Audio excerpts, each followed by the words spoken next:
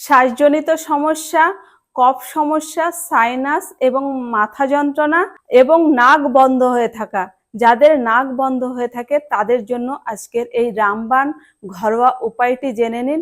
এটার দ্বারা আপনারা এই সমস্যাগুলিকে ঠিক করতে পারবেন। ভিতরে জমা হওয়া কফ আপনারা বাইরে বের করে দিতে পারবেন। তার জন্য আপনাকে নিতে হবে 1 গ্রাম রিঠা চূর্ণ। রিঠা ফলকে চূর্ণ করে 1 গ্রাম নেবেন, আর 2 থেকে 3 গ্রাম নেবেন ত্রিকুট চূর্ণ। ত্রিকুট চূর্ণ হলো শুকনো আদা এবং গোলমরিচ আর পিপলি গাছের ফল সমান মাত্রায় নিয়ে আপনারা পাউডার করবেন। সেখান থেকে 2 থেকে 3 গ্রাম নিয়ে আর 1 গ্রাম রিঠা পাউডার নিয়ে এই 4 গ্রাম নিয়ে 50 মিলিলিটার জল নিয়ে নেবেন। জলের মধ্যে ভালো করে মিশিয়ে নেবেন। মিশিয়ে নেওয়ার পরে সেই জলটা রাতভর রেখে দেবেন।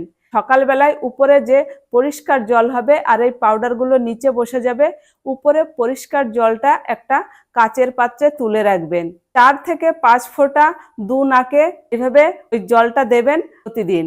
সকালে খালি পেটে আপনাকে দিতে হবে।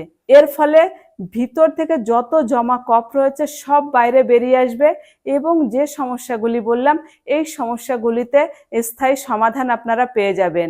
তাহলে অবশ্যই আপনারা এই উপায়টি করবেন। ভালো থাকবেন, সুস্থ থাকবেন। ধন্যবাদ।